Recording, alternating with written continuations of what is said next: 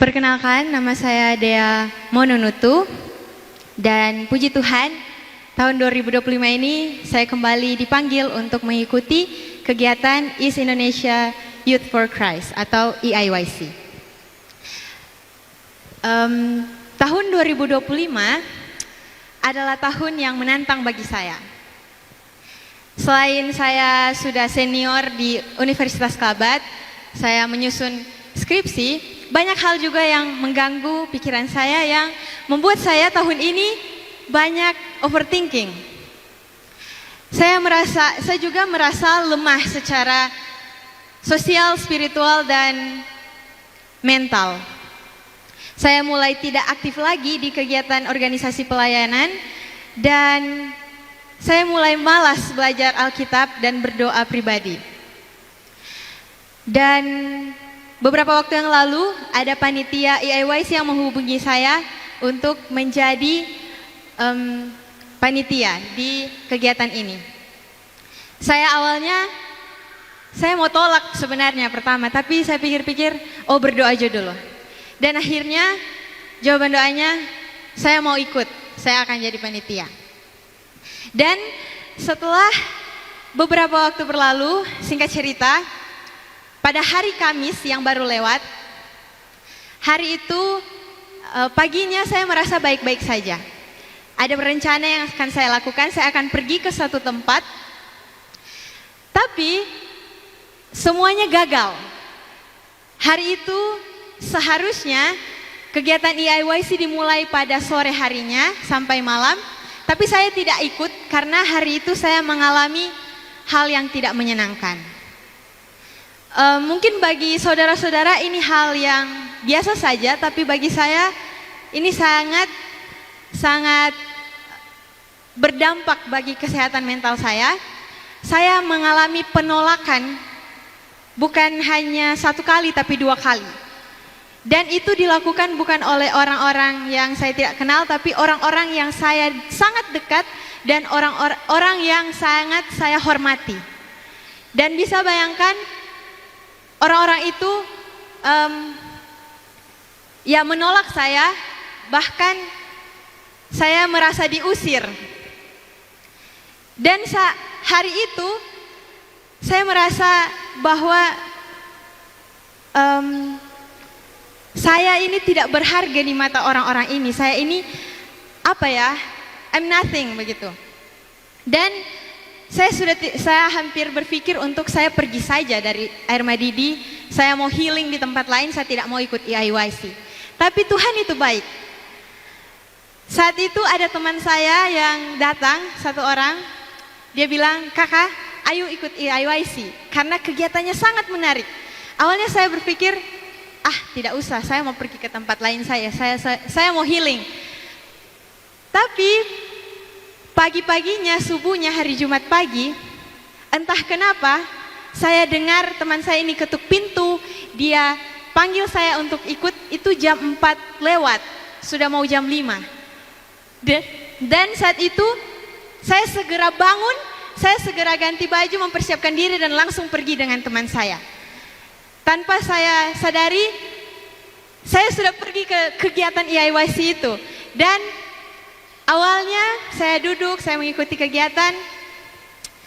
Dan ternyata ketika saya mengikuti seminar-seminar firman Tuhan yang dibawakan oleh pembicara, saya merasa bahwa materi itu untuk saya sebenarnya. Saya merasa bahwa Tuhan bawa saya ke sini untuk saya sebenarnya harusnya healing di tempat ini, bukan di tempat lain. Dan Tuhan menghibur saya hari itu juga. Kemarinnya saya dapat masalah dan besoknya Tuhan hibur saya. Di materi itu berbicara tentang kesehatan mental dan pembicara bilang begini, kalau ada orang yang usir, tolak atau memutuskan kamu, biarkan saja. Tidak usah move on dan tidak usah berlarut-larut meratapi nasib. Dan di materi selanjutnya, ini yang sangat membuat saya tersentuh. Pembicara mengatakan bahwa kamu itu berharga. Banyak cerita-cerita di Alkitab, contohnya Maria. yang adalah di mata dunia dia adalah wanita yang tidak baik, tapi ketika Yesus memandang dia, Tuhan bilang bahwa Tuhan menganggap dia adalah dia itu sangat berharga. Bahkan ketika Yesus pertama kali bangkit, yang pertama kali dia tampakkan adalah dia menampakkan diri, itu adalah Maria. Dan di mata dunia Maria itu bukanlah orang yang sempurna. Dan itu langsung kena ke saya bahwa sekalipun di mata dunia, mungkin di mata orang-orang di sekitar saya itu useless, saya itu nothing, tapi di mata Tuhan saya berharga. Dan itu sangat membuat saya terima kasih Tuhan. Tuhan sudah menjawab doa saya bahwa Tuhan membawa saya ke tempat ini bukan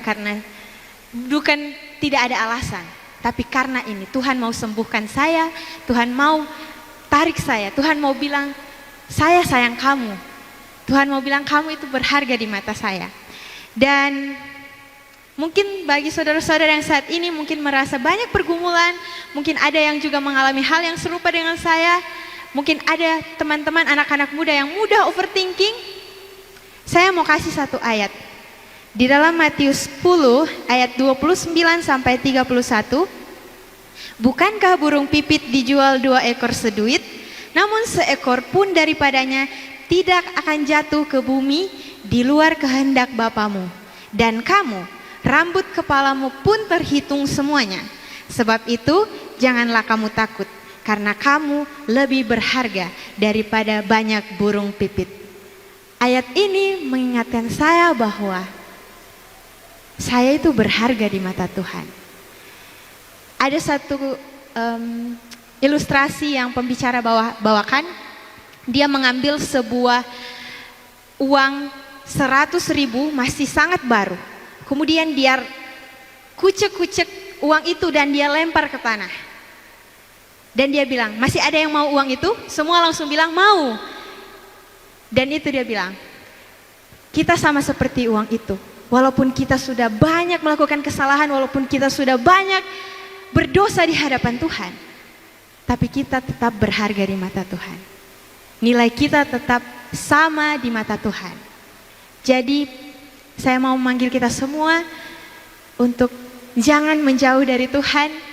Tuhan rindu kita kembali kepada Tuhan. Tuhan menganggap kita berharga, Tuhan menganggap kita anaknya yang sangat berharga. Dan dia sedih kalau kita semakin menjauh dari Tuhan. Biarlah kesaksian ini dapat menguatkan kita semua. Saya berdoa dalam nama Yesus, amin. Nama saya adalah Stephen Pulu. Saya berasal dari Talaut, tetapi pada saat ini saya sudah berdomisili di Makassar. Telah berkeluarga, memiliki 2 orang anak, istri orang Makassar. Universitas Kelabat bukan tempat yang baru. Saya mesti tahan emosi ini karena saya emosional sekali ketika ada di kampus ini. Ini adalah tempat saya dulu berjuang. 16 tahun yang lalu saya ditamatkan dari universitas ini dan sudah melanglang buana bekerja di Sorong, Papua, Jayapura, Papua, Kupang, Palembang, Makassar. Dan saya menetap di Makassar karena Tuhan memberikan kepada saya seorang pasangan di Makassar. Selama berkuliah di Universitas Kelabat ini tidak ada cewek yang mau sama saya. Saya tanya saudara-saudara. Ada 13 kali saya tanya cewek, tidak ada yang mau. 11 kali beruntun. Tetapi puji Tuhan, berkat Tuhan nyata dan saya bisa berkeluarga. Dan ketika saya datang ke tempat ini, saya mengikuti acara pengudusanmu ini. Ketika saya datang, saya lihat, ini anak-anak muda saja ini yang ada ini. Kenapa saya ini orang tua kayak tersendiri? Jadi saya adalah orang tua di antara begitu banyak anak-anak muda yang ikut pada acara ini. Tetapi setelah saya mengikuti acara ini, saya mendapati bahwa Tuhan memiliki maksud yang khusus bagi saya. Dia memiliki pekabaran bagi saya untuk disampaikan pada saat ini. Dan sebagai refleksi daripada apa yang saya dapati, ketika pada sesi yang tidak tahu sudah sesi yang keberapa, pada kemarin itu ketika mohon maaf kalau saya salah sebut, Suneta ya, Joy yang membawakan sesi inner child, saya tersentuh dan saya sempat menangis. Kenapa? Karena itu menelanjangi saya punya kehidupan. Kenapa saya menangis? Latar belakangnya seperti ini. Saudara-saudara, saya dilahirkan dari keluarga yang keras dan cenderung kejam. Saya punya opa, dia pernah pukul anaknya, dia kasih masuk di karung, dia pukul. Rumah opa kami itu lantai 2, jadi di lantai 2 dia lempar anaknya di dalam karung itu dari lantai 2 ke bawah di rumah panggung dan mati. Dan opa saya harus lari dari kampung ke Manado sini karena mau dibunuh juga, karena dia sudah bunuh dia punya anak. Datang kepada bapak saya kurang lebih seperti itu, didikan orang tua yang sangat kejam. Orang tua bapak saya itu dia tidak hanya main tangan, dia main kaki kalau dia pukul. Kami bersaudara ada 5 orang, 4 perempuan. Dia tidak pandang mau laki-laki mau perempuan. Kalau dia marah, kalau kita bikin kesalahan dia marah, itu kaki juga melayang di atas punggung. Saya sempat lihat dia pukul, dia punya anak perempuan, kaki itu naik di atas punggung. Saya punya kakak yang paling tua, dia tampilin, dia tinju di muka, berdarah, mimisan sampai bertahun-tahun mimisan. Saya kalau dia pukul 3 meter jatah lempar dari tanpa dia habis dia tendang. Nah, sudah kenapa saya menangis? Ternyata pola asuh seperti itu yang saya turunkan kepada anak saya. Anak saya berumur 10 tahun dan 8 tahun pada saat ini. Itulah yang membuat saya menangis, karena waktu itu pada kemarin membilang bahwa luka itu harus disembuhkan, ditutup, supaya tidak berlanjut kepada generasi yang akan datang. Saya terseduh menangis waktu itu. Bahkan Pak Rudolf dia sempat tegur saya, makan, enggak makan Pak. Saya lagi menangis terseduh-seduh, saya bilang lagi berdoa. Saya lagi memohon ampun kepada Tuhan, dan terima kasih untuk pelajaran yang saya dapati pada waktu itu untuk mengajarkan saya lebih sabar lagi di dalam mendidik akan anak-anak yang Tuhan telah perintahkan kepada saya. Dan satu hal mungkin yang saya katakan, sebenarnya komitmen untuk mendidik anak dengan lebih sabar bukan pada waktu saya buat waktu kemarin itu saya dengar, sebenarnya sudah di waktu-waktu yang lalu juga. Tetapi terkadang saudara-saudara, mati terhadap diri sendiri, pengudusan itu adalah proses yang berlangsung seumur hidup. Dia tidak terjadi secara instan. Dan kalau kita terlepas 1 hari saja di dalam doa, membaca firman Tuhan, terkadang serangan daripada setan itu secara tiba-tiba dan kita tidak siap, dan saya bisa memukul anak saya. Anak saya membuat kesalahan, dia cuma mandi karena anak dia mandi hura-hura, mandi dia paka-paka itu gayung, palo-palo, konta paka di baskom, konta belah itu baskom. Terus spontan saja saya marah, saya ambil itu baskom lalu saya pukul dia, baskom yang sudah pecah dan luka dia punya bantal. Saudara-saudara, itu didikan itu yang saya dengar, saya gumuli waktu itu. Saya berdoa, Tuhan, saya mohon maaf saya menjadi ayah yang jahat bagi anak-anak saya. Saya mau berubah. Sebenarnya waktu didikan orang tua kepada saya, bapak saya tidak bilang begini, kalau kau punya anak, kau didik sama seperti saya didik kau, nah. Tetapi itu seperti masuk ke dalam alam bawah sadar saya, dia masuk ke long term memory saya, dan itu menjadi parenting role yang saya adopsi dari orang tua saya. Tetapi saya berterima kasih Tuhan ada bawa saya ke tempat ini untuk membuat saya menjadi ayah yang baik bagi anak-anak saya. Dan saya yakin semua orang tua tidak pernah menginginkan sesuatu yang jahat terjadi kepada anak-anaknya, tetapi keluarga saya secara pribadi bukan orang yang sempurna sebagai ayah. Saya juga minta doa dari saudara-saudara sekalian supaya saya bisa memutus mata rantai kekejaman yang telah diturunkan oleh orang tua. Mungkin yang terakhir, saking saya trauma saudara-saudara ketika menjadi anak, waktu saya tinggal di belakang sini saudara, di Sersundalangi almarhum.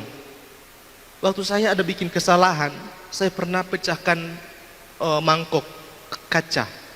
Sementara cuci piring, karena di rumah dosen yang di situ itu dia punya tempat cuci piring itu kan tegel semua. Jadi ketika cuci piring, tak jatuh itu mangkok kong pecah, kita jadi takut sekali.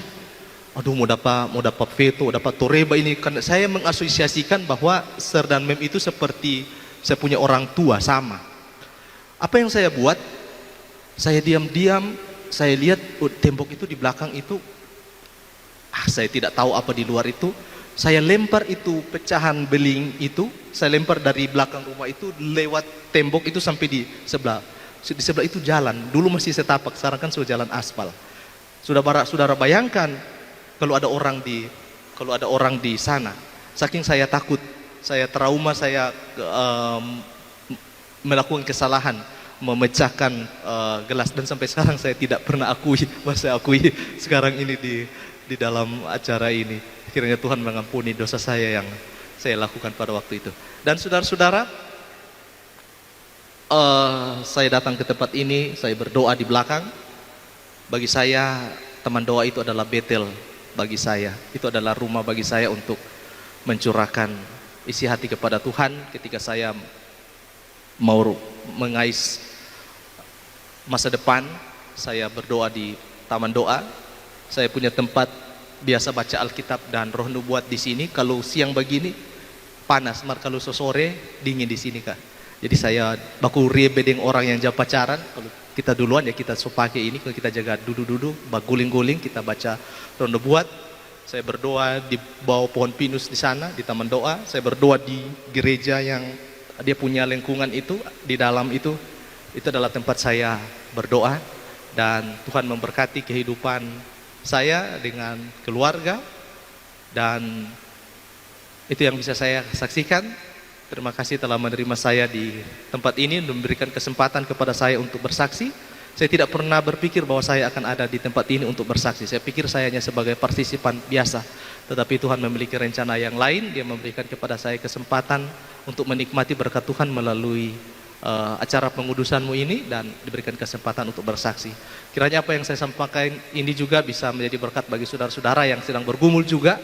Mungkin bergumul untuk bukan menjadi ayah yang baik, mungkin ada dosa-dosa yang lain yang saudara sedang gumuli kepada Tuhan. Pergumulan itu harus dilangsungkan setiap hari, bukan hanya hari Sabat.